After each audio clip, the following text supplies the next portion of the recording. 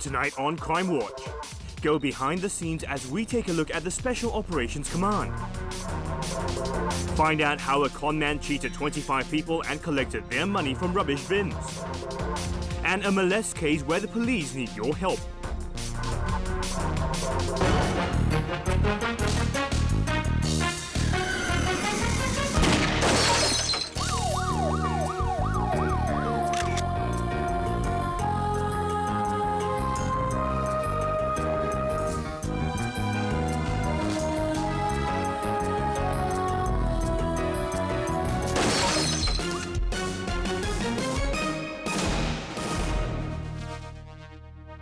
Hi and welcome to another episode of Crimewatch. I'm DSP Philip Ma.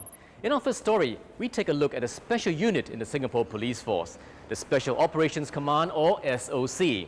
The largest component of this unit is the Police Tactical Troops. The Police Tactical Troops or PTT are on standby 24 hours every day to support frontline police force units in any major operation. We want money! Go, go! We want money! We want money! We want jobs! To be a member of the PTT requires extensive and continuous training in many areas that often test the limits of an individual's physical and mental endurance. Their duties often require them to operate in different types of terrain and overcome various forms of obstacles. The standard obstacle course comprises a series of obstacles aimed at developing physical fitness and mental alertness and to build strength, agility, endurance and confidence to operate in difficult terrains.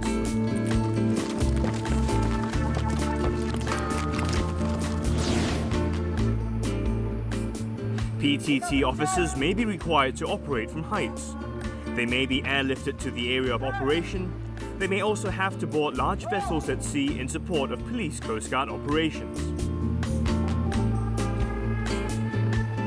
Height confidence is therefore essential in PTT operations. Rappelling training was introduced to develop confidence to operate from heights. Okay, the aim is to test your physical strength and your endurance. I want you to put This is the operational fitness test. It is one of several tests in the PTT course that a trainee is required to pass. The test comprises a 10-kilometer run with a 10-kilogram full pack to simulate the weight of equipment that he will have to carry in an operational situation. Good luck, guys. Ready? Go!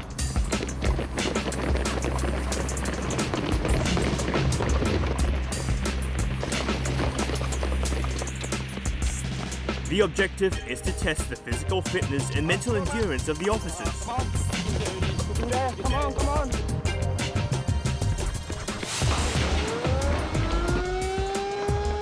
Public order incidents may range from the passive to the dynamic and violent. They often involve elements that are out to destroy public property and threaten public safety and security. Hey guys, we have been activated to a case of riot at a Mandai worksite. The workers are unhappy about their wages. The Special Operations Command or SOC is the strategic reserve of the Singapore Police Force. It is important to the Singapore Police Force because it's available at short notice to deal with any major public order or security threats and to provide technical support to other police units. Drop all aboard!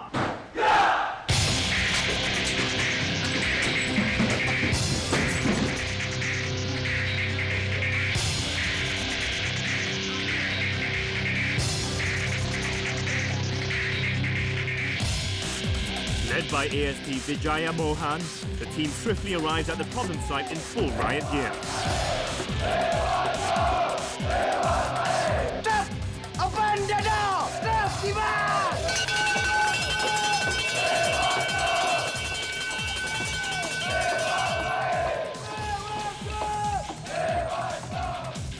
Where a situation is unusual, complex or hazardous, public safety and security is at risk, and where conventional police response is inadequate, we can expect the Special Operations Command to be deployed. We want money! We want you! We When a crowd turns violent and is bent on breaking the law in spite of several police warnings, it necessitates the use of force to disperse them. Public order simply means public peace. When the public peace is disturbed, for example in a riot or civil disturbance, people may get seriously hurt and public property may be destroyed.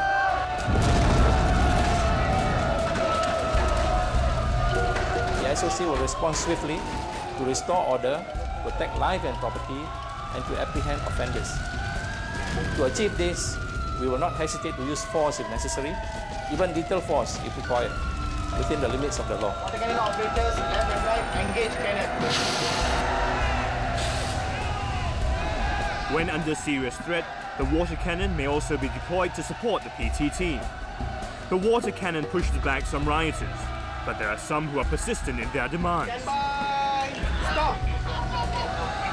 PTT officers don their gas masks and await their next order. Regular physical training while wearing their gas mask enables troopers to continue to operate effectively in any situation.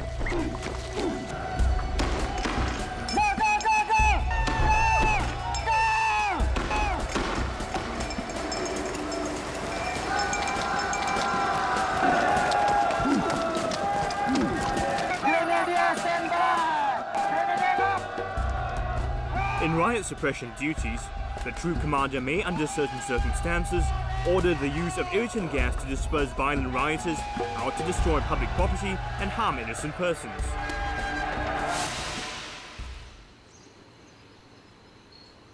All PTT officers go through a rigorous gas confidence training that not only conditions them to withstand a certain amount of irritation, but also builds up their confidence when they are facing similar situations while on duty. This ensures that they will operate effectively at all times.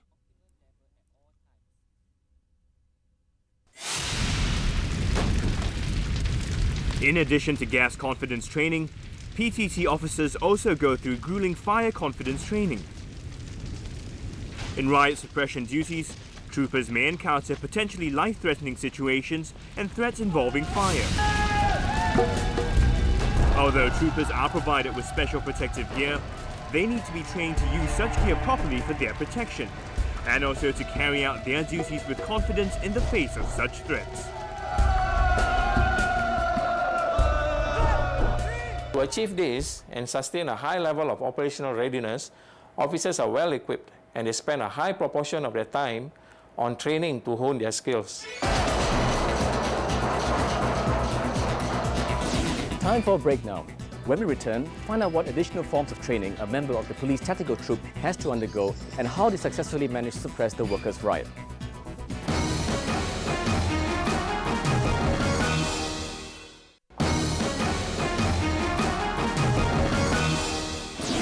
Welcome back to Crimewatch. Earlier we were introduced to the police tactical troop and saw the extensive and vigorous training they had to undergo to become a member of this special unit. We now go back to the scene of the workers' riot and see how they respond under such a hostile situation. Any riot, if not put down swiftly, can escalate into major public disorder and potentially put the security of our country under threat. Therefore, it is up to the police tactical troop to act swiftly and effectively in a situation like this. The officers have managed to disperse the crowd, but they have retreated into a nearby building, where they have regrouped and continued their assault.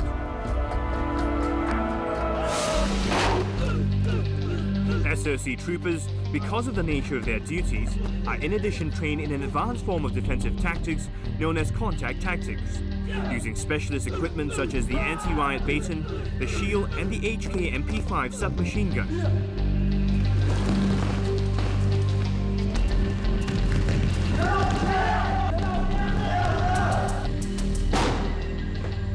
In addition to contact tactics, troopers are trained in mechanical methods of entry, which allows them to successfully break down and enter any door that has been locked or barricaded.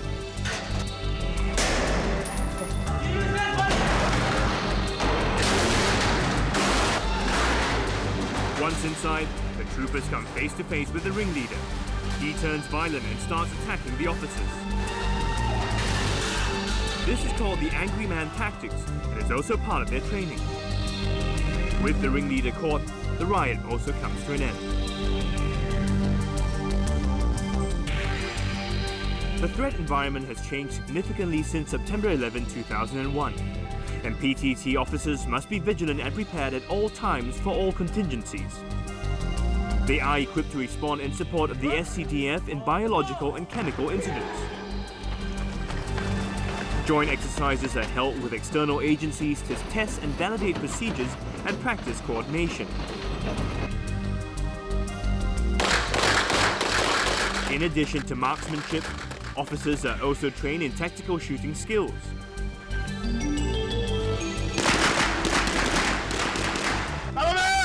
PTT officers are armed with a pistol as their sidearm and a submachine gun as their primary weapon.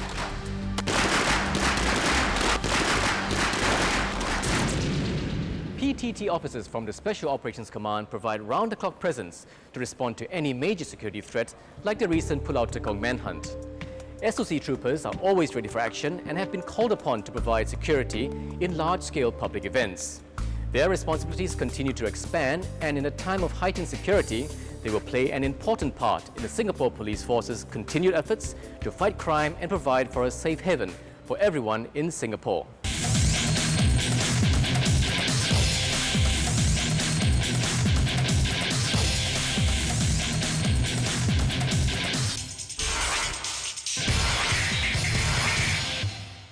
Next, we look at a case of cheating the elderly.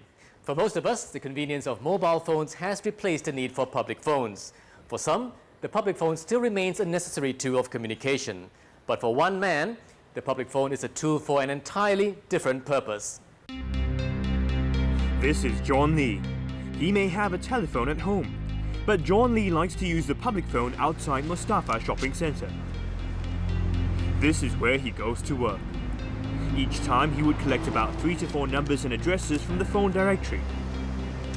Then he would try his luck. Hello? Sorry, wrong number. He wouldn't want to talk to any man. He prefers to talk to old ladies. Hello? 喂，是奶奶吗？谁啊？你认不认得我的声音吗？谁啊？你猜猜看。阿狗啊。是了，我就是阿狗啊。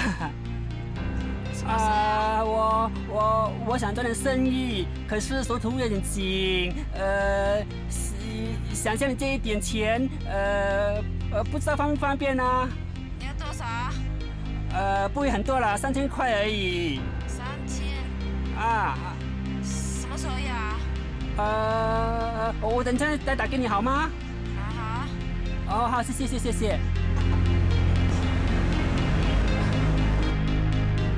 67-year-old Madame Po believed his story and took out her $3,000 in savings. As instructed, she wrapped the money with newspaper and put it into a plastic bag. Then she took it downstairs to the dustbin and left it there for her grandson's friend to pick up.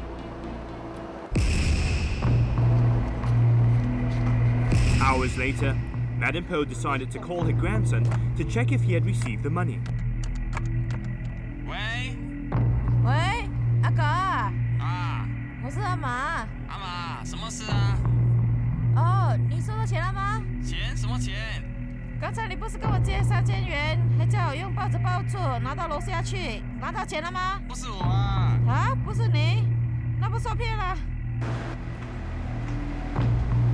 She quickly made her way downstairs to the dustbin and started looking for the plastic bag with her $3,000 cash. But it was gone. At that moment, her grandson, the real Akok, showed up and confirmed Madame Po's worst fear. She had been cheated. Madame Po and her grandson then made a police report at the neighborhood police center. We have received a report from one Madame Po yesterday. Inspector Florence and her team of officers who had been working on the case found the operation method unique, as the victim was told to leave her money in dustbins at void decks. Upon checking with other divisions, they discovered that there were similar cases reported too. They went through their database of known convicts and drug abusers and narrowed it down to 3 possible suspects. 3 suspects. 2 of the suspects are serving sentence. John Lee, he has just been released from prison. he has a previous conviction of similar cases. Okay, we will work on John Lee. The officers decided to pursue the lead and set up an ambush for him.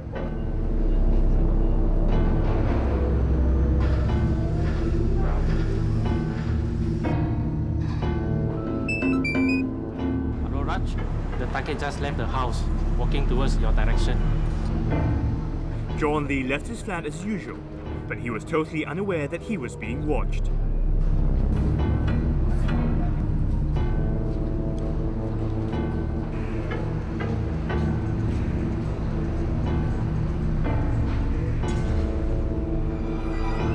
John Lee went back to his usual phone booth and started looking through the phone directory for names again. Officers, meanwhile, were keeping a close watch nearby, for they knew he was an experienced criminal and would not admit to anything. As such, they needed to catch him red-handed. When John Lee was done and on the move again, the officers followed.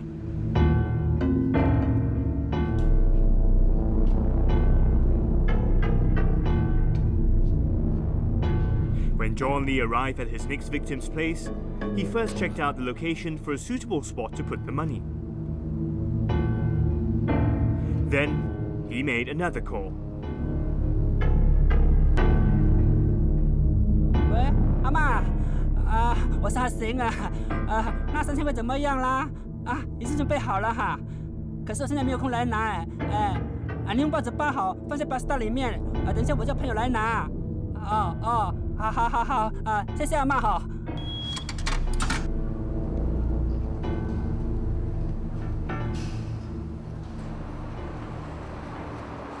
John then stationed himself at a strategic location nearby, waiting for his prey to show up.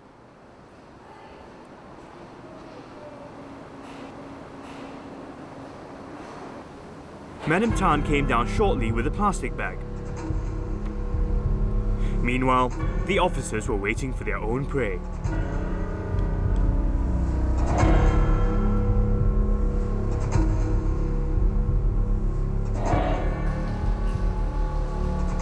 John Lee made a move for the money.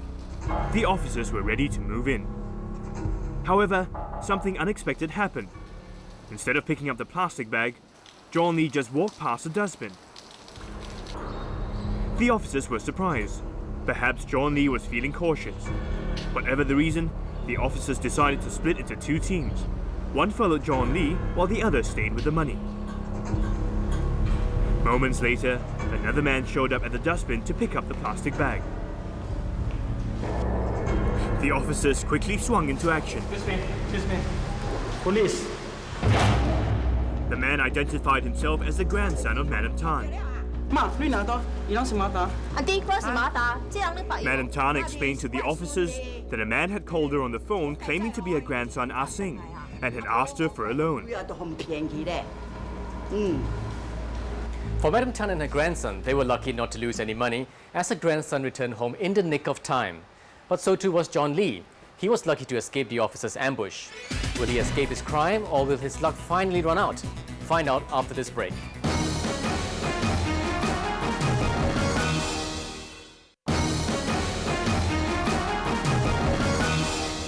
Welcome back.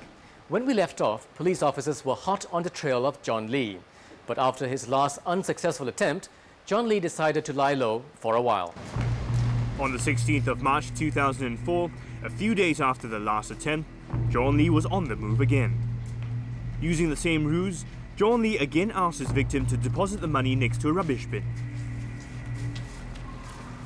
Police! Okay, handcuff him. Where's the property? The officers searched him and found 5 pieces of $1,000 notes. This your money? Back at the station, the officers questioned John Lee at length about the money and also his involvement in several related cheating cases.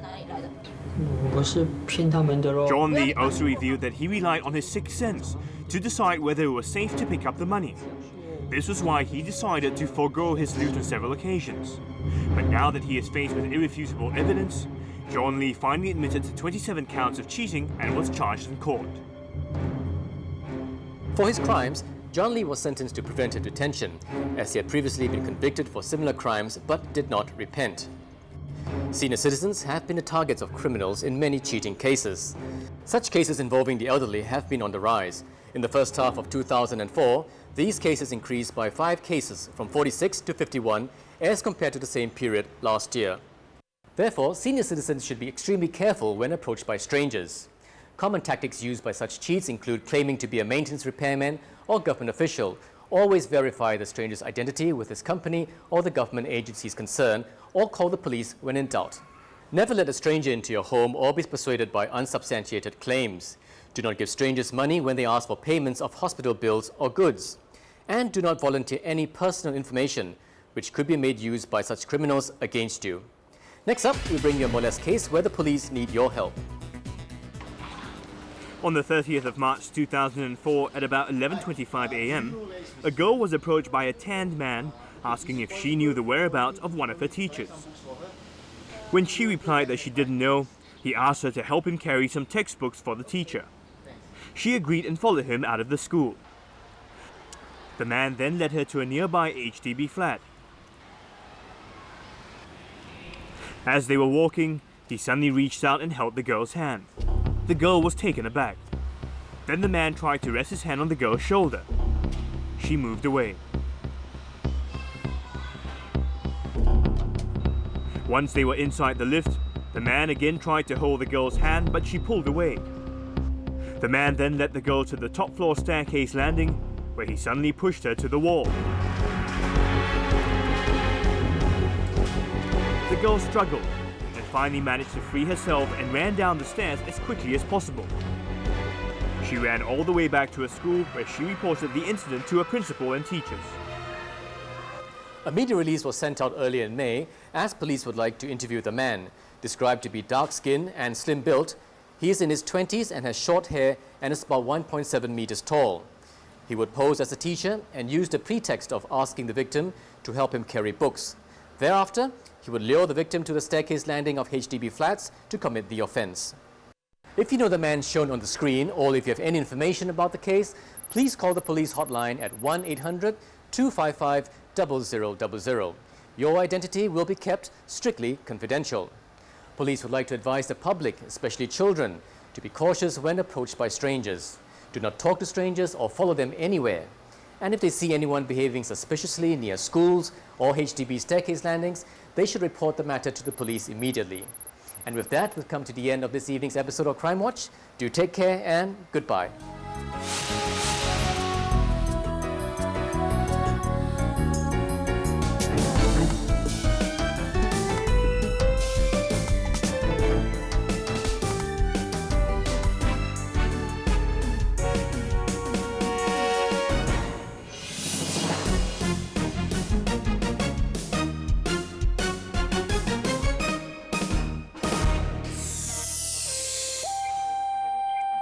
A MediaCorp Studios production for Channel 5. In tonight's Crimewatch, we take an in-depth look at Subutex and the problems it has created. A man goes on an extended crime spree, stealing motorcycle brake calipers. And a snatch thief in Yishun who targets elderly women.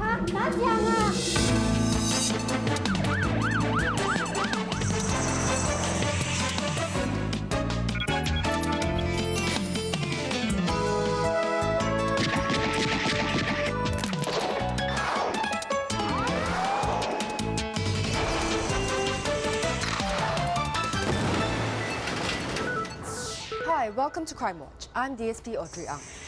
Subutex made headlines after it became a controlled drug on August 14th this year, making it illegal to consume, possess, import or sell Subutex. Introduced to Singapore in 2002, Subutex was meant to wean addicts of heroin, but rampant abuse of the drug began. Charlie was a heroin addict and wanted to quit. He went to his doctor who registered him with the Ministry of Health and put him on Subutex.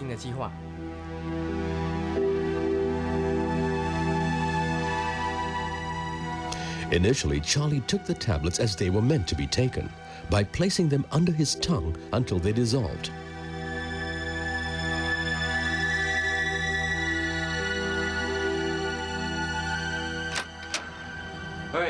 But after a while, as his tolerance built, the initial high he got from them decreased. 喂，这些药都没用的，都不嗨。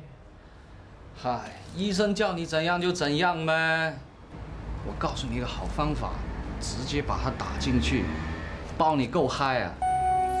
His friend then showed him how to abuse the drug in order to feel its effects more strongly and faster. From then on, whenever Charlie felt the craving for Subutex, he would inject the drug directly into his veins.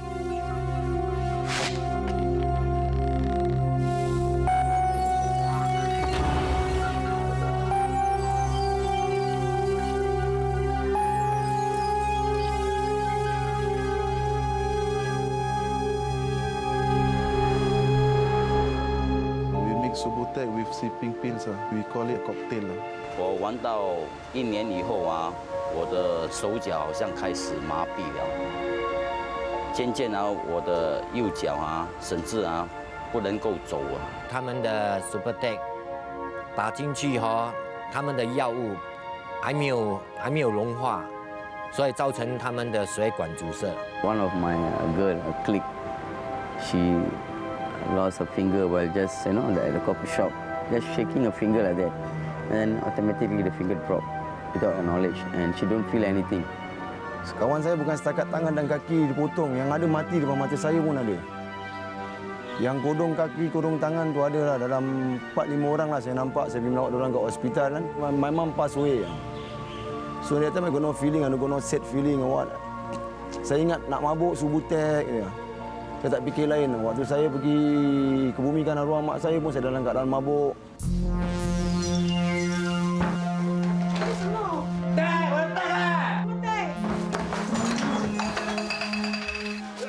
Like many other addicts, Charlie soon realized he needed help. 现在我不来这边啊，我在外面啊，我不敢想象它的后果是怎样。我知道一定是不是常废的，就是死2条路走。 The Subutex Voluntary Rehabilitation Program, or SVRP, was introduced to help Subutex users give up the drug. More than 3,000 people signed up before the deadline. After the break, find out what they went through under the program.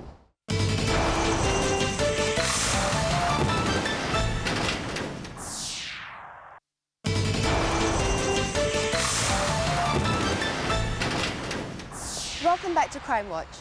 Subutex users in the SVRP first underwent detoxification at the Institute of Mental Health. Charlie was one of them. The withdrawal symptom is 10 times worse than heroin. The process of withdrawal takes at least 2 months. You don't have a proper appetite. The whole body will be pain and you can't sleep at night. Definitely you cannot sleep. Kita boleh meracau, kita boleh dengar suara, kita boleh fikir macam-macam, kita nak bunuh diri.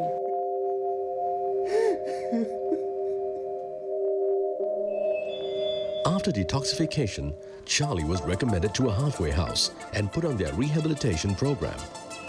The program helps them to try to understand that what they're going through is normal, and they will need to persevere.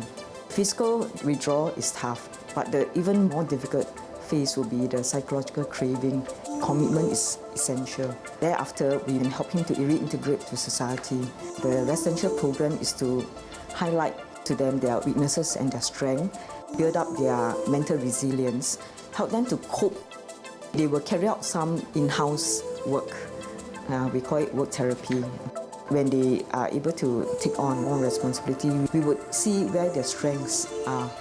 With vocational counselling, we are able to help them to align their abilities to certain jobs. Family members need to have an understanding that the recovery work is not so straightforward. They need to understand more about addiction. From there, they get to know what they're going to face and why relapse happen. People, place and things. These are the 3 things which can make you trigger. That means people, the negative people, places, the place where you ever been used to mix around, and things that you used to consume, like IV. These are trigger points out there, which is very real to them. It is, to some extent, a lifelong struggle because they must always bear in mind that never be caught in a vulnerable spot. Most of our staff, about 90%, are actually recovered person, and they are, of course, in a position to give them the support. They will be able to pick up when this guy is struggling, and immediate intervention is made. When they help the others, it continues to help them to grow. They find meaning in their lives. 我们了解他们的辛苦，因为我们曾经走过嘛，所以我们也彼此给他鼓励啦。 Jadi saya cuba beri orang sama advice cakap dengan orang kalau saya boleh make it, korang pun boleh make it. Cuma korang nak ada tu passion. Hate and pain ni mesti kita nak lalui dalam recovery. Kita tak ada cheap beats, tak ada barang-barang yang kita buat dengan senang. My advice to those people who are using Subutex, it's the worst drug among all the drugs which have been used. 希望你们尽快的戒掉，因为这个 Subutex 真的会危害我们的生命、我们的家庭、我们的未来。If they need any help, by all means, please come here lah. We are always there to help them. Singapore's national strategy against drug abuse is based on a holistic framework of preventive education, tough enforcement, treatment, rehabilitation, and reintegration into society. There is no easy solution to the problem. Those who are addicted must be committed and determined to kick the habit and to lead the drug-free life. The CMB is pursuing rigorous enforcement action against smugglers, traffickers, and abusers of Subutex. Now that the medical phase of the SVRP has closed, we will continue to step up on enforcement against Subutex without exception. On August 14th, the same day Subutex was made a controlled drug, a Subutex trafficker was arrested. He was to sell Subutex to a fellow trafficker, R.Y. Ping. Later that same day, an undercover CMB officer arranged for a transaction. Ao did not know that other officers were already nearby, waiting in ambush.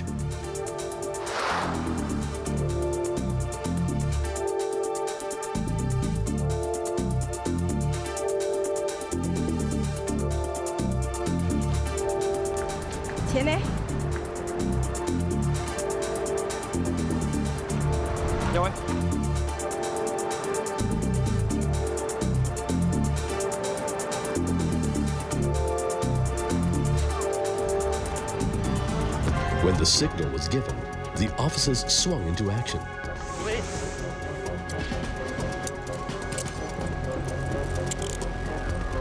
Ao then led the CMB to her supplier, who was also arrested on the same day.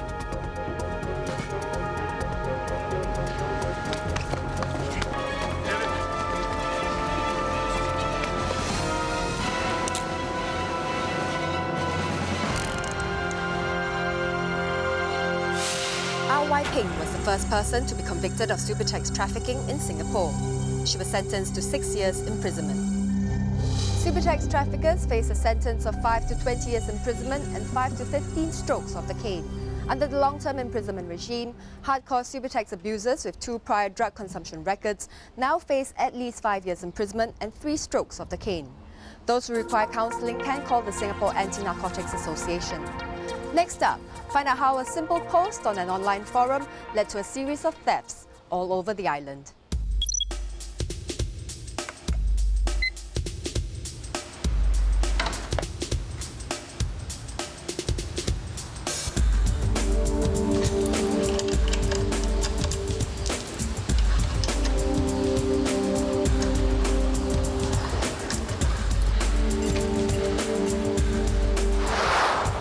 We have a lot of cases of Brembo brick. In October 2005, Ayo Danigan called a case conference. He had noticed a trend. In the latter half of 2005, there was a sharp increase in thefts from motorbikes in multi-story car parks island-wide. What was striking was that the thieves stole a very specific motorbike part, the brake calipers, and only those made by an Italian manufacturer, Brembo. So far, the victims had been unable to ascertain the exact times their brake calipers had been stolen. because the bikes were usually left at their car parks for hours on end. By the time they found out, the thief was inevitably long gone.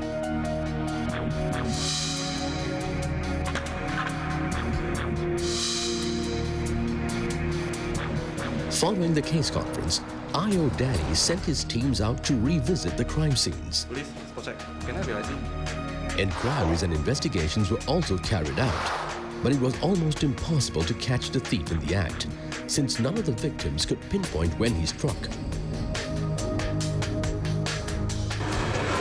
Besides, he never stole twice from the same area.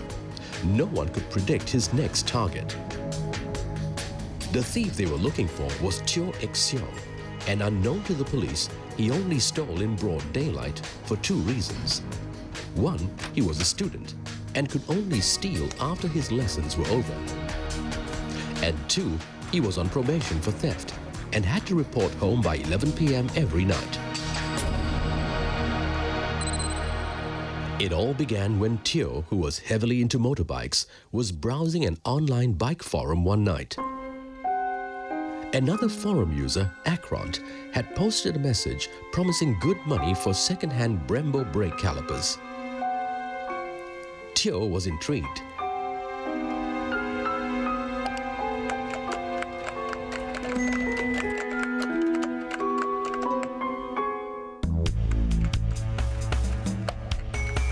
The next day, Teo received a response from Akront, asking him to send a pair of Brembo brake calipers to Thailand.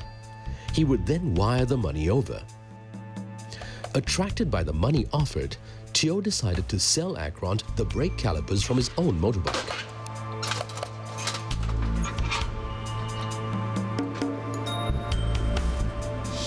He wasn't especially skilled in vehicle repair, but he remembered how his mechanic had removed his brake calipers during servicing.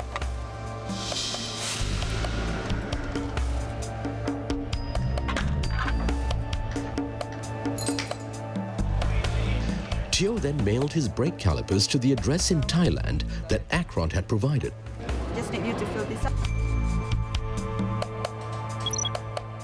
Teo informed Akront that he had sent the parcel. Akront then told him to collect his payment from a remittance center in Golden Mile complex. Sure enough, the money was there waiting for him. Teo received his payment without hassle and decided that Akront was trustworthy.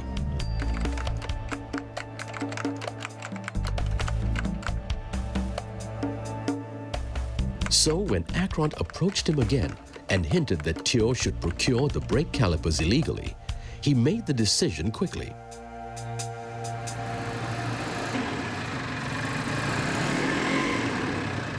He decided to start stealing Brembo brake calipers for Akront.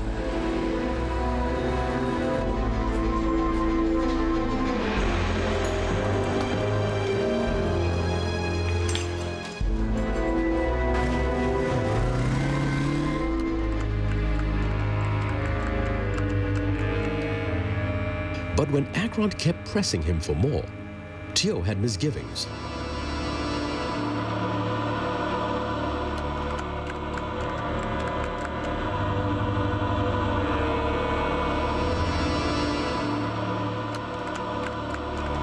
Akront then threatened to report him to the Singapore police if he stopped delivering the goods. Teo was afraid of jeopardizing his probation, so he foolishly gave in to Akront's blackmail. How did the police put an end to his crime spree? Find out after the break.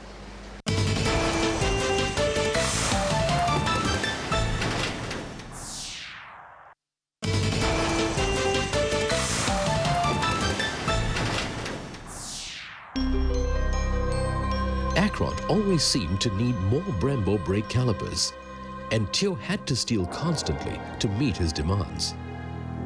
This went on for several months.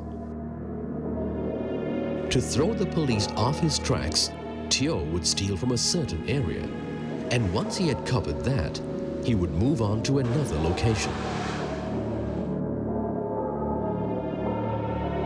So no matter how hard they tried, it was virtually impossible for the police to nab him in the act. Still, they persevered in their efforts. It all seemed fruitless. until the 3rd of March 2006. Hello, I'm Danigan from Ang Mo Kio Police Division. Okay, where's the place? Hi, are you Alvin? Yes. Okay, I'm I.O. Danigan from Ang Mo Kio Police Division. Do you call for police? Yes, someone stole my brake caliper. Hey, what are you doing?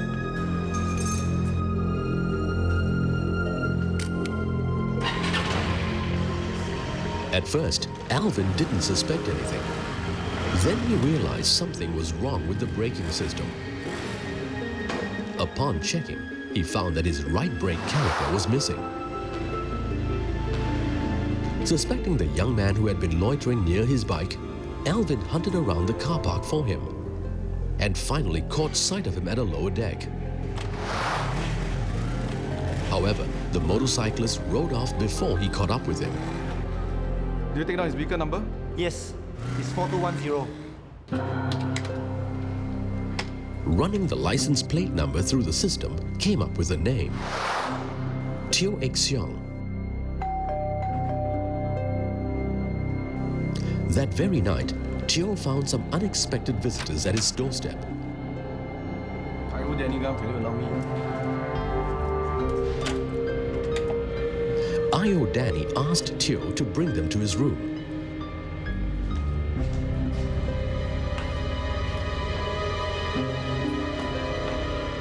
The officers searched Teo's room and found some remittance receipts and postage receipts. Can you follow us back to the station? However, no brake calipers were found in the flat. Teo was questioned, but he refused to cooperate. Where's the brake calipers you stole? What brake caliper? I don't know what you're talking about. The interview went on for 3 hours. Finally, I.O. Danny switched tactics. He reminded Teo that there was a witness at Anchorview who saw you and shouted at you. And he also took down your vehicle number. Okay, I stole his. So, what only? Okay, then how do you explain? Your bag stained with Teo's sling bag stained with motor oil was brought out, but still he stuck to his story. Don't talk nonsense, understand? Then how about all these receipts? 1,006, 800, 600. Did someone in Thailand pay you? Okay, I stole them. No brake calipers had been found in Teo's possession, but he admitted that he had sent a parcel that morning. I.O. Danny immediately rushed to Singapore Post headquarters to intercept the parcel. It contained 17 Brembo brake calipers, stolen from various multi-story car parks in Jurong, Choa Chu Kang and Woodlands. Teo also admitted that he had exported more than 100 brake calipers to his buyer in Thailand. On 5th March 2006, Teo Xiong Danny was charged in court with 48 counts of theft of motorcycle parts. He was convicted and sentenced to 3 years and 9 months imprisonment. While Teo is now behind bars, his accomplice, the man known only as Akron, is still at large. He may use a different name and try to instigate more people to steal for him. Please be mindful, and if you are approached, do not take up his offer. You should call the police hotline at 1-800-255-0000 instead. For added security, motorbike owners can engrave their vehicle numbers on their brake calipers. Our last segment features a snatch thief who targets elderly female victims in the Yishun area. 今天你的脸很美哦。是啊，我你也买给我的。要小心哦。谢谢。OK， 拜拜。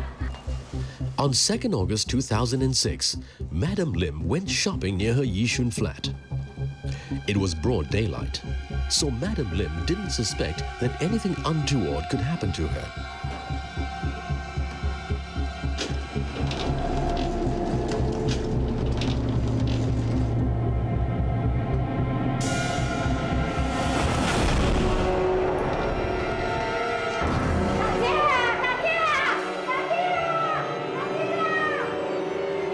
A few days later, the snatch thief struck again.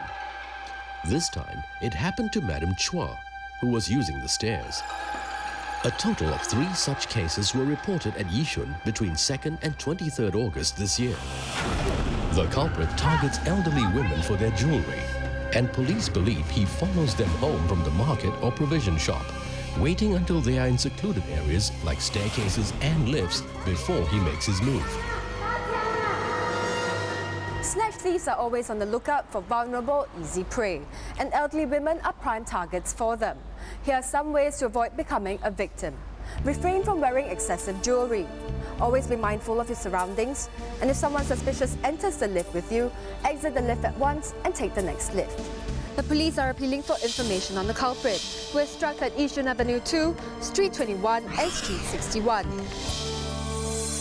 He is described as a dark-complexioned, plump man in his 30s to 40s and about 1.7 meters in height. Please call the police hotline at 1-800-255-0000 if you can help shed some light on his identity. We've now come to the end of tonight's program. Please drop us an email at the following address if you should have any feedback or questions. I'm DSP Audrey Ang. Please join us again next month for another episode of Crimewatch. Goodbye.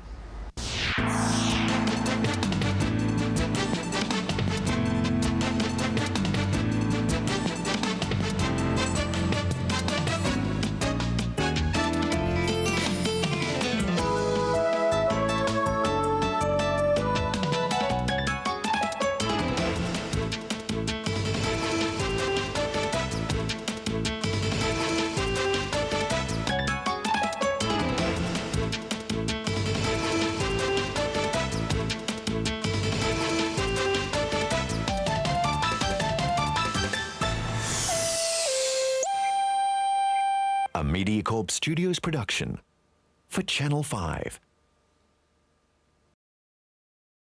Tonight on Crimewatch, serial snatch thieves targeting the elderly. A daring snatch theft in the middle of a busy traffic junction. And Singapore women, drug mules for an African syndicate.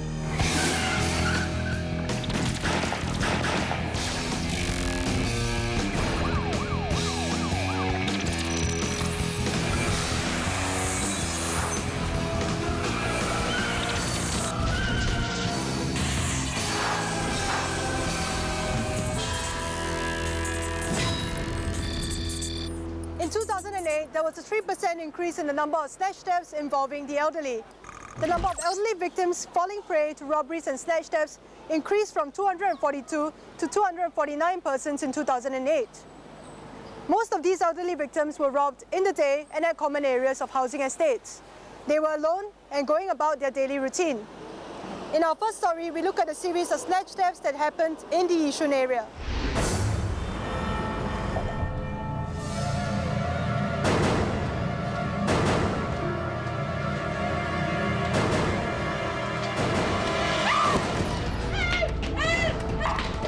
On the 24th of June 2008, 28-year-old Anna became the first victim of a serial snatch thief in the Yishun area. She immediately called the police, and follow-up investigations were carried out by Sergeant Daniels Fernandez. I didn't see. What exactly was stolen from you? My gold chain, which cost about $300. 1 week later, the serial snatch thief struck again. Ma'am, are you able to describe the culprit to me? Yes, I think he was a Malay man, maybe an Indian. The patchy descriptions of the suspect did little to help the officers on patrol. The second snatch theft had occurred in the same vicinity at around the same time, 5 p.m. The difference now was that the victim was an elderly woman. His timing is in the late evening and in Yishun. So we can set up some ground teams here and also here.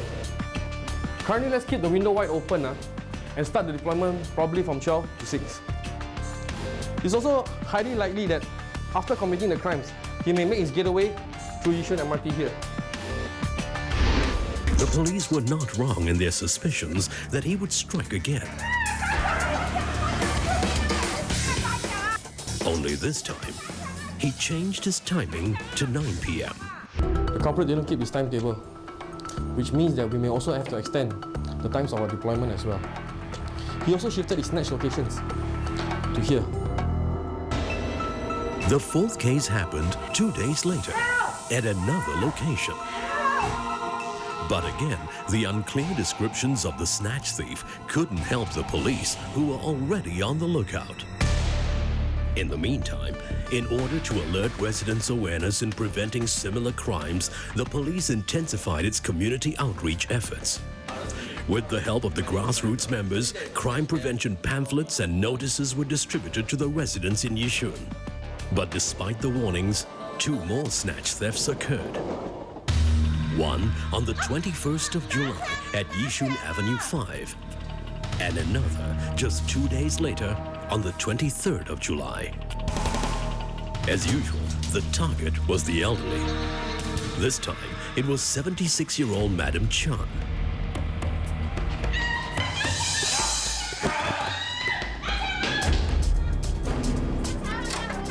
Immediately, Madam Chan got her daughter to call the police, and despite her age, she remembered clearly what the suspect looked like.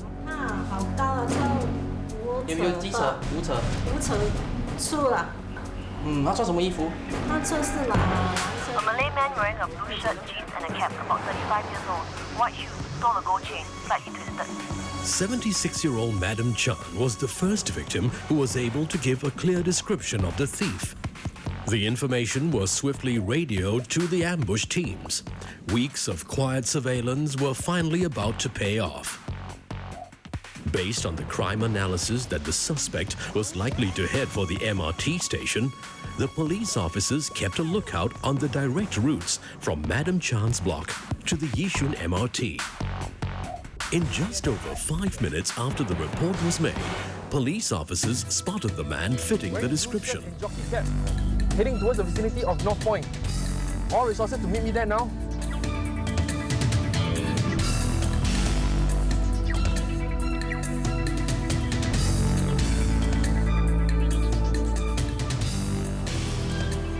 All resources.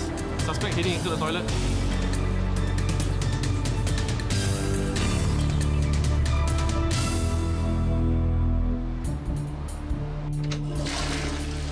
Stop. Police. What's the problem? What are you doing here at North Point? I came here by bus from Sembawang, and I'm going to the city. I'm going to take the train. Where are you going to The suspect didn't realize that the police had been trailing him. His lie only confirmed the police's suspicions. This gold chain you're wearing, is it yours? This? Of course it's mine. I'm wearing what? Why? Nice, is it? My girlfriend gave it to me lah. Was your girlfriend a 76-year-old lady? This same gold chain was reported stolen 10 minutes ago. It's twisted just like hers. What are the chances of you and her having the same item?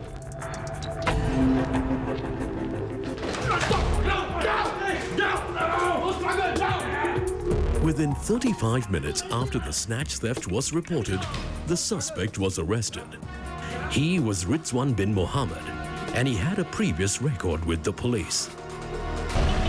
With Rizwan in custody, one team of police officers was tasked to handle the interview. A second, the verification team, was hard at work cross-checking the hard facts of the case. Senior Staff Sergeant Rosman was trained in interview techniques, focusing on how to get the most out of a suspect, whereas Sergeant Daniel's strength lay more in verification work. For Rizwan, he took considerable time to answer questions. This led Senior Staff Sergeant Rosman to believe he was hiding more than he was telling. Are you sure this is your first time? Yeah. Meanwhile, the police verification team discovered that amongst the known associates of Rizwan was a 40-year-old woman named Farida binti Shahdan. She lived at Block 137 Yishun. Your girlfriend stay at Block 137. Is that where you run and hide? With new facts being presented before Rizwan, his defenses started to crumble. Yes. So you admit to commit on 24th June and 8th of July at Block 136 and 137 Yishun? Yes. No. Plus this one is 3 and only at Yishun? Yes. But only at Yishun. And there was more evidence uncovered by the verification team. We found Farida's name on all these receipts of the gold chain that she sold for you. Yes. She was your accomplice? Yes. She sold the jewelries for me. That's all she does. You and Farida took drugs before. Is that why she be helping you? No, not drugs. She just helped me as a lookout and...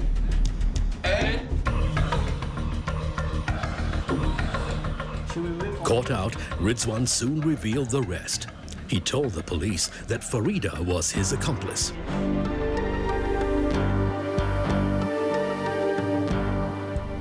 Immediately after each snatch theft, he would meet up with Farida, who would hand him a bag of new clothes.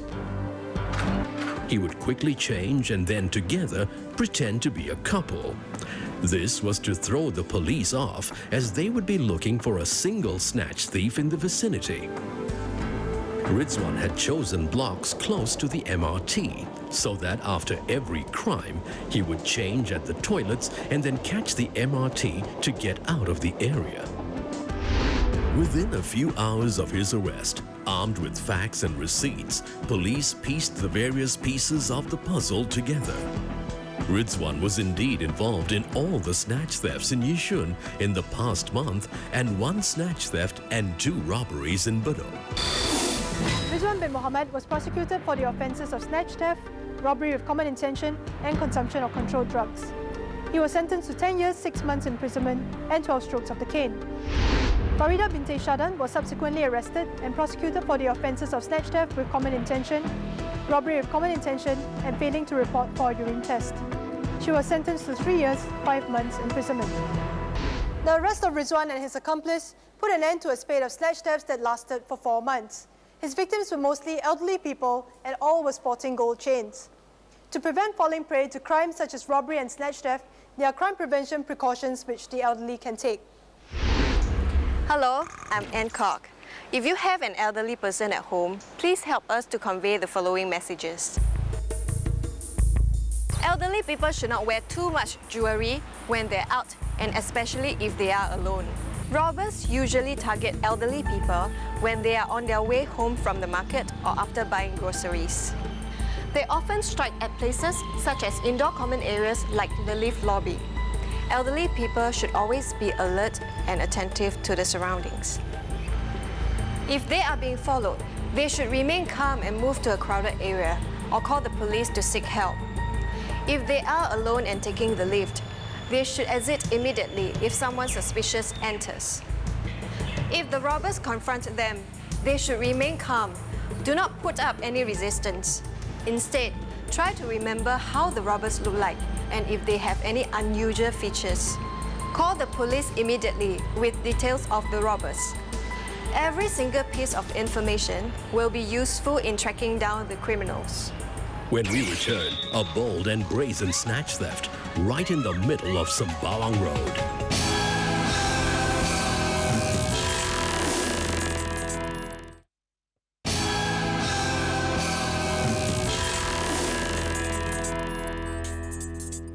On Friday, the 13th of February 2009, at about 9:35 p.m., a snatch theft took place right in the middle of this road just behind me.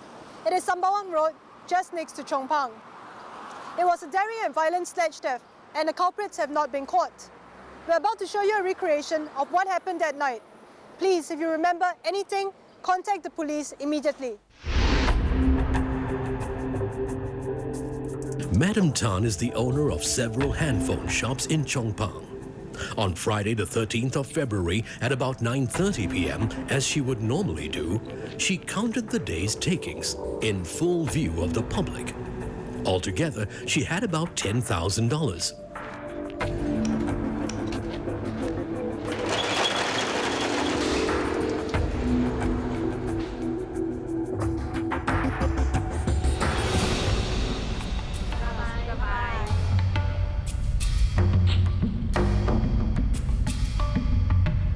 There was an elderly man on a bicycle and a lady also waiting to cross the road.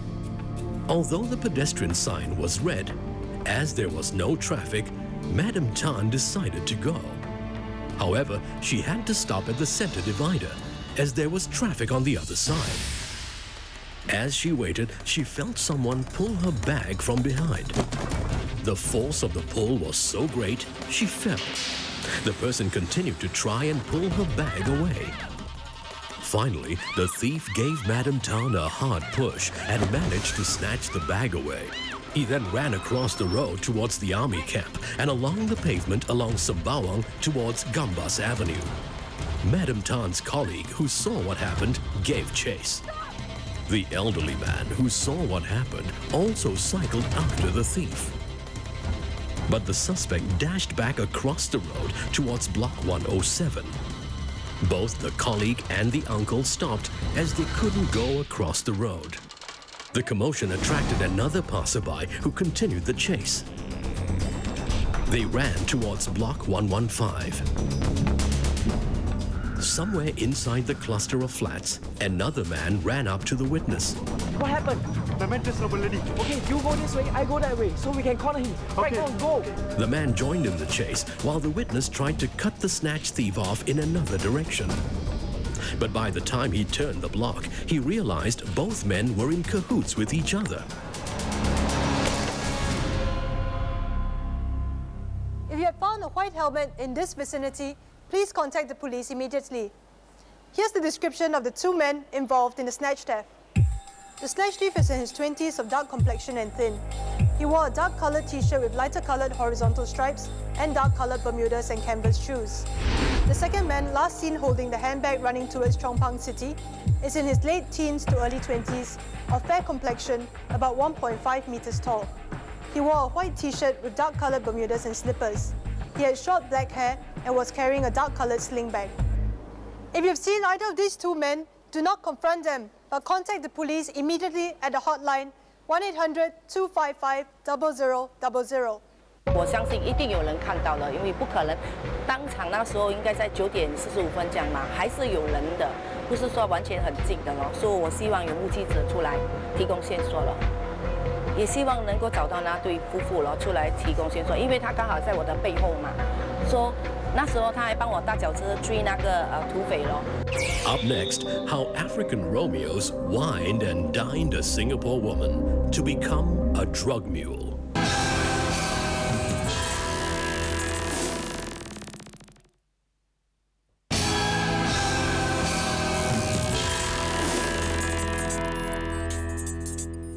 Some did it for money and some did it for love. Since 2003, at least 20 Singaporean women have landed themselves in prisons all over the world for couriering drugs for their African lovers who could be from countries such as Nigeria, Ghana and Sierra Leone. These women all share a similar profile. They are Singaporeans with no criminal record, between 20 and 30, single and working in clerical and service jobs. Our next story is about Mina, one such Singaporean woman who became a Nigerian drug mule. In December 2003, a local football club held a selection for members. Hopefuls from several countries came for the tryouts. Amongst them was a Nigerian man named Tim.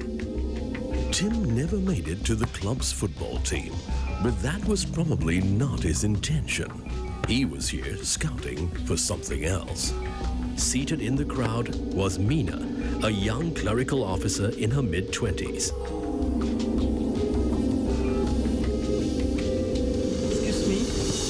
My name is Tim.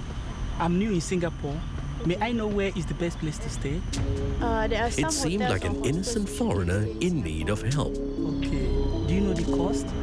Average 100. Unknown to Mina, Tim was part of a West African drug syndicate and he had just initiated the first step in recruiting his drug mule.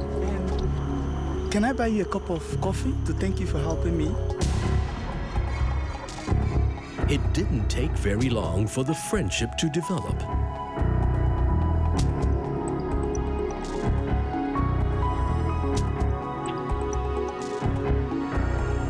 Tim soon began to wine and dine Mina, bringing her to fine restaurants and showering her with expensive gifts. For Mina, both the attention and the presents mesmerized her. He seemed sincere and had asked for nothing in exchange. It was during one of these expensive dinners that Mina was to meet one of Tim's friends, a Thai woman named Eve, and her friend, another Nigerian, Vincent. Really? Correct. Okay. Meet my new Singapore friend. It wasn't long before the four of them became friends. Have you ever been the other country? I actually wanted to go to Japan, but I can never afford it.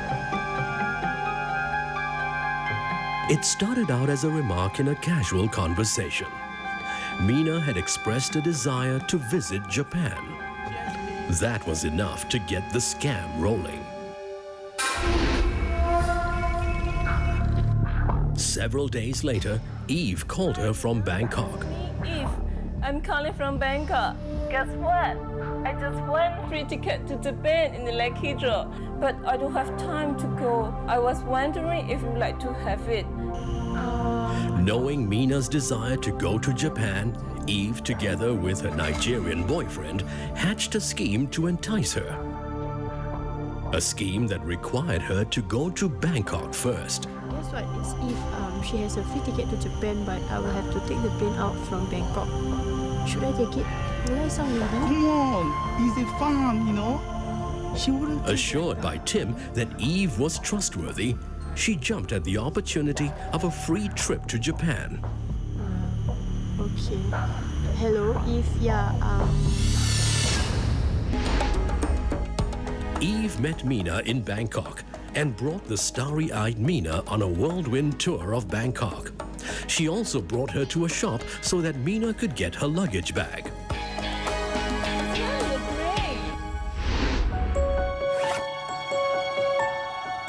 Later that day, Eve helped Mina pack and gave her the free ticket to Japan.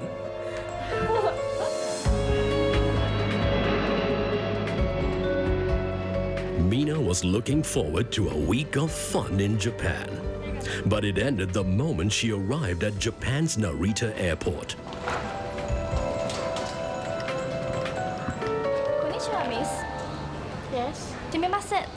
Backtrack, please.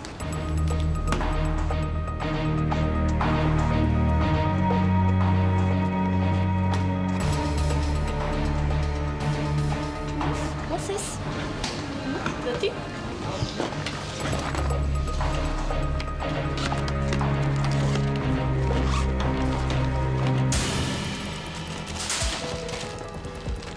Customs officers uncovered a hidden compartment in her brand new luggage and found 2.7 kilograms of cannabis.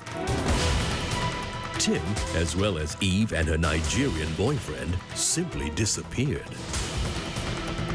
Many of these women couriers were sweet-talked into carrying the drug runs with promises of love and friendship or inducement of free holidays or cash payment. They think it's easy money, and some of them even went on to recruit their friends to do the drug runs for the syndicates. But once they were arrested, the traffickers who recruited them simply disappeared. CMD takes a serious view of syndicates trying to recruit Singaporeans as drug couriers. We work with our foreign counterparts to share information and conduct joint operations against the syndicates. An example of such collaboration is an operations conducted in January and February this year, which saw the seizure of 2 kilograms of heroin number 4 and the arrest of 3 Singaporeans and 4 West Africans. Singaporeans should not allow themselves to be made use of by the foreign drug syndicates. They should reject any suspicious offer of free travels or paid holidays. If unsure, members of public can call CNB. Mina is now serving a 4.5-year prison sentence in a Japanese prison for drug trafficking. She was also fined 1 million yen. Some other 20 Singapore women were similarly landed in such a situation with their African lovers in the last 6 years. Of these women, 16 were Malays. Of these 20, 12 of them were all arrested between December 2008 and March 2009, a period of only 4 months. So far, one of the highest sentences imposed was on a Singapore woman who is now serving 10 years jail in the United Kingdom. Some of the women are still awaiting sentencing and may eventually face the death sentence. This has been Crimewatch. If you have any feedback on the program, please feel free to drop us an email. I'm ASP Gail Wong. Remember to catch us again next month.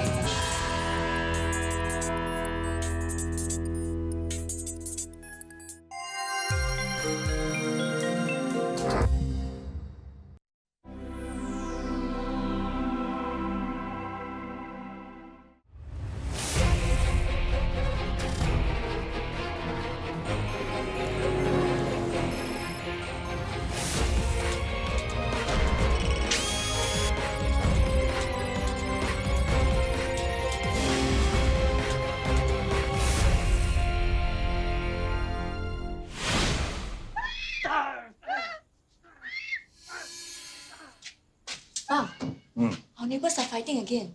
This time sounds quite serious, you know. They are always fighting. Don't be busybody. Go to sleep. Yelah.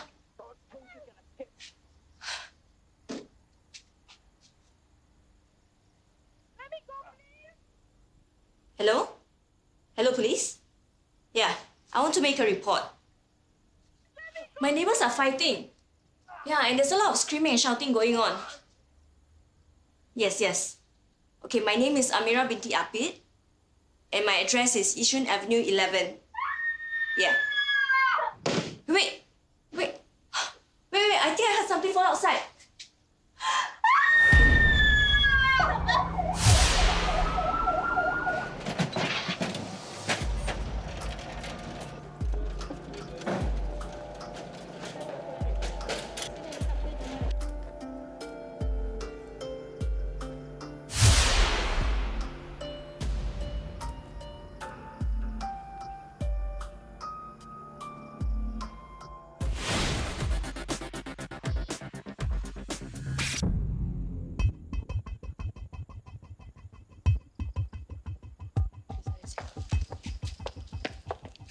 Sir, this is Madam Amira. She's the one that called for police. Madam Amira, can you tell me what happened? They've been quarreling the whole day. Then, suddenly, around midnight, I heard a woman scream, so I called the police. Then suddenly, I heard a loud noise. When I looked out the window, her body was already on the floor. Do you know which unit she was from? No, I'm not sure. Thank you for your help, Madam Amira. We need to do a floor-to-floor search and interview the residents of this block. Let's find out where she was from. Yes, sir. Police.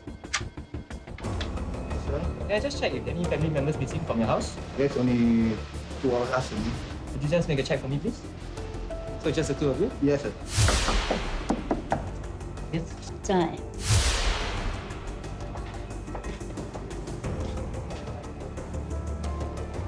Some blood here. Hello, police. Open the door.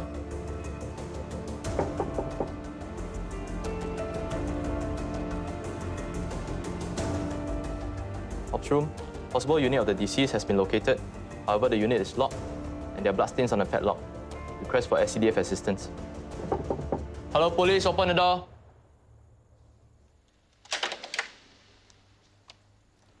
Sir, I'm SIO Desmond Tan from Ang Mo Kio Police Division. A person fell from one of the units here. Do you know anything about it? Don't know what you're talking about. What is your name, sir? Wang. You can call me Wang. I'm injured. I need to see a doctor. Mr. Wang, please remain where you are. I'm just going to get the keys to open the gate. No, Mr. Wang. Please remain where you are. SCDF is on the way.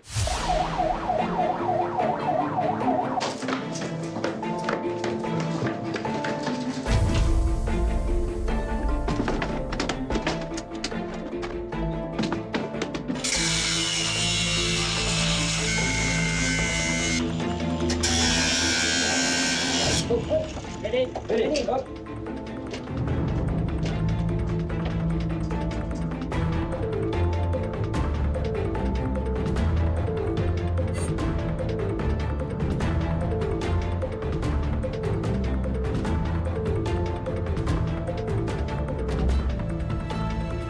Ops room. Please call duty officer SIS.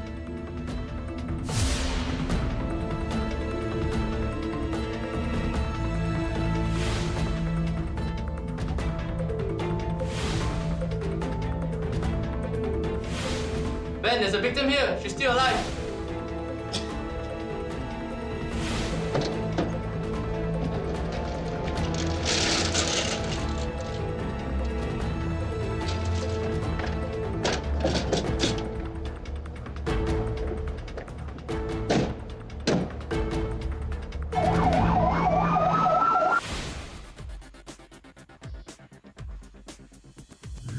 Have you searched the entire place? Yes, sir. We found one female victim in the kitchen toilet and 2 female deceased in the bedroom.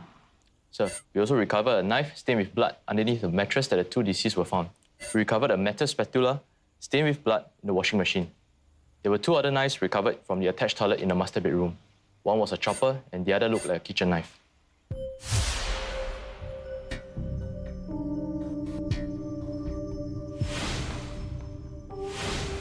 Ryan, process the scene. Roger. Tay, document the evidence. Roger.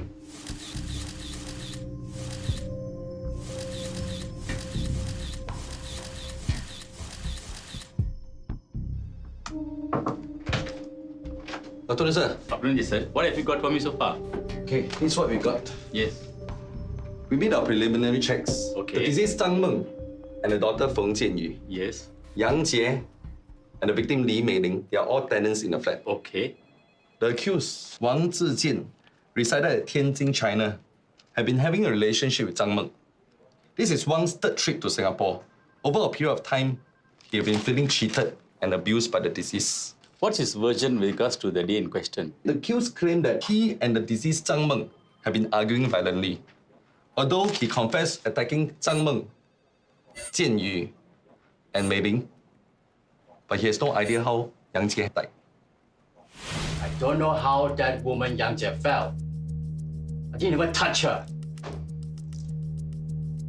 I only killed the other three in the flat. Fine. So why do you do it? Zhang Ming was my girlfriend.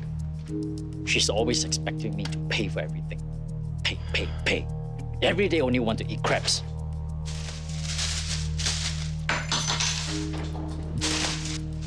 You didn't buy crabs? We just ate crabs yesterday. So I bought fish. Fish good for you. But Jianyu likes crab. Crabs are so expensive, I can't afford it. Stupid man. Why do you kill the daughter as well? Jianyu. Jianyu never liked me. I tried to be nice to her. Bought her favorite foods, cooked for her. Even let she and her mother eat first and I'll eat the leftovers. And she always give me that look. Look? What kind of look? Hate. She hated me! Stupid man. Don't know how to buy crabs. Poor man. Can't even afford to buy crabs. Stupid, poor man. Your mother chose me, I'm not your father. Why don't you just go back to China and leave us alone? Shh. Why couldn't you just keep your mouth shut? Now she's angry. Can you go and buy some crabs for dinner? I've already spent all my money on the fish! But you're only here for 1 to 2 weeks. Can't we enjoy ourselves when you're here? I don't have money anymore! Everything here is so expensive in Singapore! No money? You are already staying here for free. What more do you want me to do? You promised me to find a job here in Singapore. It's not my fault that the agent wants $4,000 to process your job and your work permit, you know? Can't you just lend me some money? I'll pay you back once I get a job. You know I don't have any money. All my money belongs to my family. And it's all for Jianyu's education.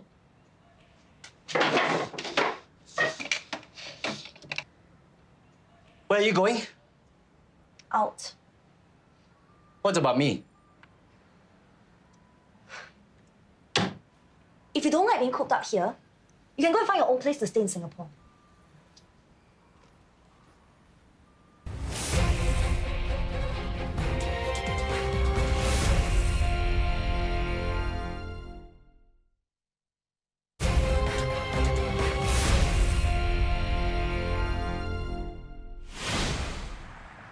So tell me what happened that night. When Zhang Ming got home that night, You go out.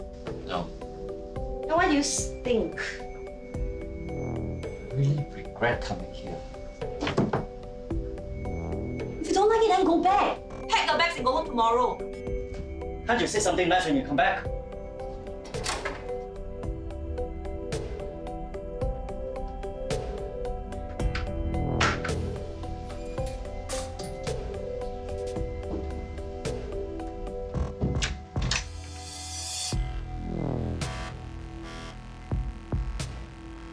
Okay. Let's not quarrel anymore. I know I haven't been very loving towards you lately. Let me make it up to you.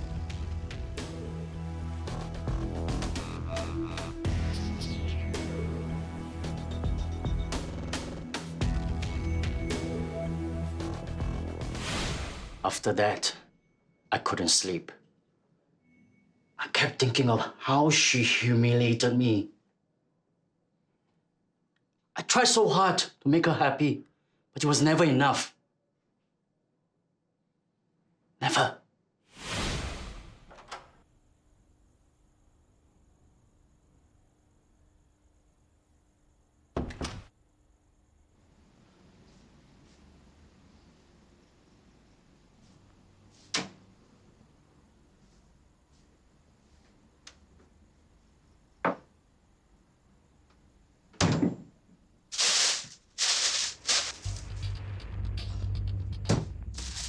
I was so angry. I bought all this expensive seafood for her, but she couldn't even put it in the fridge. Wasted my money. Just complained all the time. Treated me like a servant. What kind of life was this?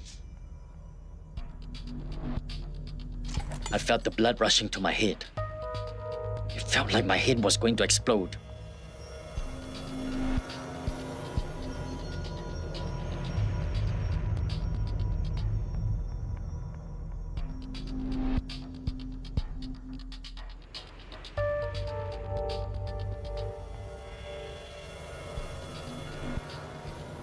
Come back to bed, darling.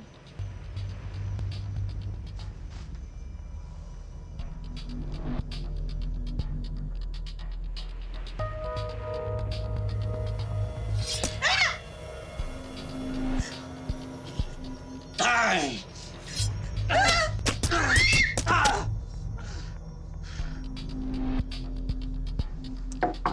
Ma, are you okay?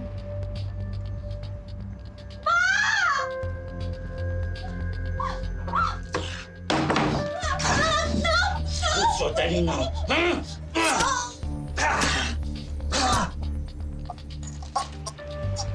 I realized I killed 2 people. That's when I decided that I better hide the knife.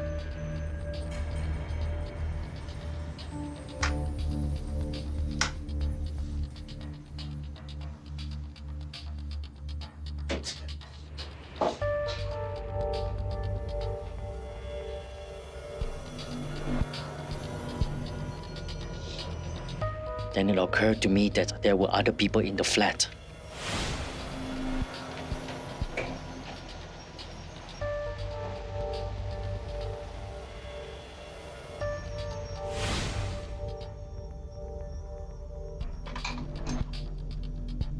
I was so stupid.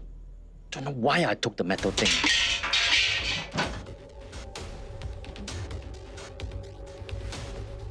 My mind was blank. It was like I couldn't control myself. It was then that I realized Yang Jie was missing. So I went to look for her. I couldn't find Yang Jie, so I went back to finish off her daughter.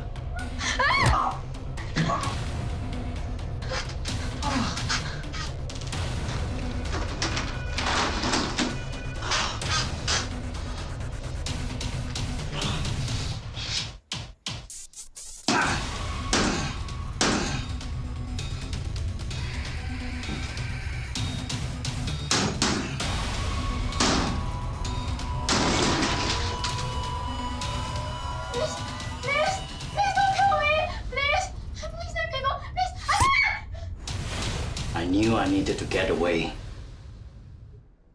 But I couldn't go to the airport looking the way I did. So what do you do?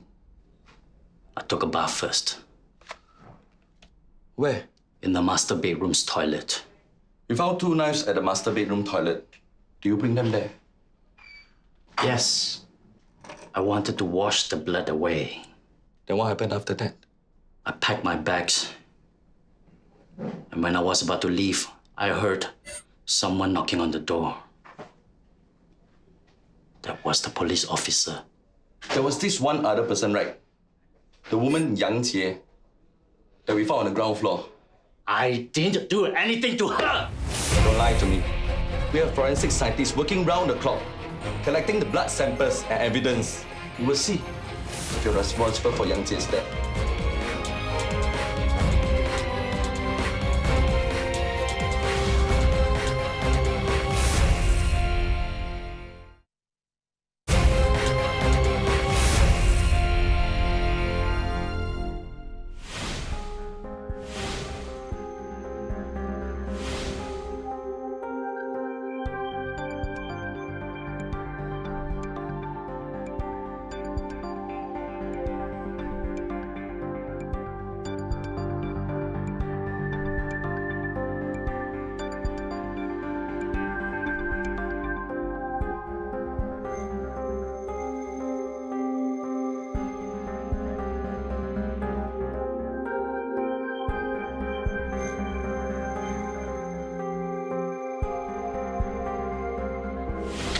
According to the pathologist, there were several cuts on Yang Jie's fingers. But other than that, all the other injuries is consistent with a fall from height. Cuts on the fingers and no other injuries? There were also signs of bruising on the inner fingers, like she's gripping onto something tightly before she fell. Okay, Jason. Now, I want you to head back to the flat, look for any other fresh evidence. Yes, sir.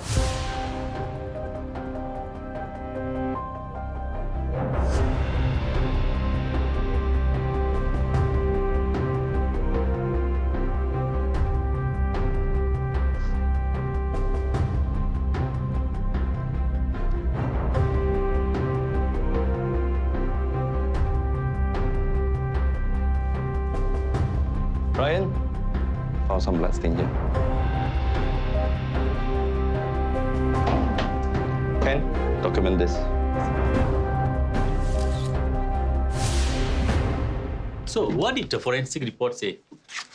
The blood samples of the deceased Zhang Meng and Feng Jianyu found in a flat matched to the blood found on the knife underneath the mattress. The victim, Mei Ling's blood, were also found on 3 other weapons. Hence, we can confirm these were the murder weapons that Wang has used. Is there anything to tie the murder weapons to the deceased Yang Jie? None of the blood on the weapons found matched her blood samples. In fact, none of the blood samples taken from the flat were matched to her. What about the autopsy report on Yang Jie? Remember the cuts on the fingers? There were also signs of bruising on the inner fingers, like she's gripping onto something tightly before she fell. We also found blood splatters on the outside of the kitchen window, indicative of an attack on someone holding onto a bamboo pole holder.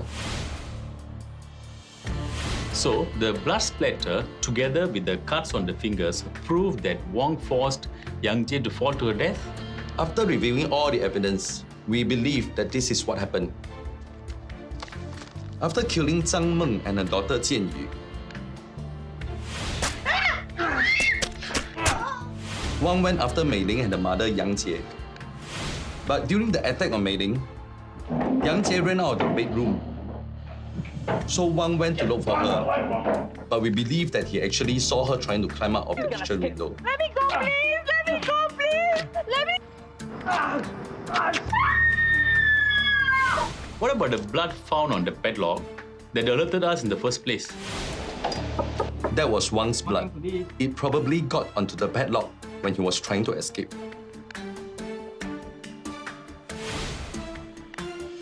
So even if he doesn't admit it, the evidence will speak for itself. We have enough forensic evidence to prosecute Wang for committing the 3 murders. Okay, I agree. Good job, Jason. Thank you, sir. In 2012, Wang Zijian was found guilty of the murder of Yang Jie. He was found guilty of culpable homicide not amounting to murder for the deaths of Zhang Meng and her daughter Feng Jianyu. Subsequently, the prosecution appealed against the sentence of culpable homicide not amounting to murder, and the Court of Appeal found Wang Zijian guilty of the murders of Zhang Meng and Feng Jianyu. In 2014, the Court of Appeal also dismissed Wang Zijian's appeal and convicted him for the murders of all 3 deceased persons, and Wang Zijian received the death penalty. Wang Zijian had tried to hide the truth behind the death of Yang Jie. Although he already admitted to the death of Zhang Meng and Feng Jianyu, police investigators were not convinced of his version of what happened to Yang Jie. Determined to make sure that justice was served, police investigators went the extra mile to go back to the scene and look for new evidence to uncover the truth about the circumstances of Yang's death and the role that Wang played in it. Due to the extensive number of forensic evidence to be processed, officers from Ang Mo Kio Police Division, CID Special Investigations Section, and Forensic Management Branch, as well as the Health Sciences Authority, worked for 2 years to bring this case to trial. The tireless effort and hard work of all involved conclusively led to the successful prosecution and conviction of Wang Zijian in the Yishun triple murder case. The Singapore Police Force plays an important role in maintaining Singapore's safety and security. When this peace is shattered, it is also our duty to apprehend the guilty parties, uncover the truth, and uphold justice. However, members of the public also play an important role in keeping Singapore safe. Indeed, about 30% of the crimes in Singapore are solved by the police with the assistance of the public. In this case, a timely call from a concerned member of the public, coupled with the fast response of the police officers, led to the swift apprehension of Wang Zijian before he could flee from the flat. We encourage members of the public to call 999 if you suspect a major crime is in progress or in critical situations where someone is in danger. We've come to the end of this episode of Crimewatch. If you have any feedback, do drop us an email. Until next month, I'm DSP Julius Lim, signing off.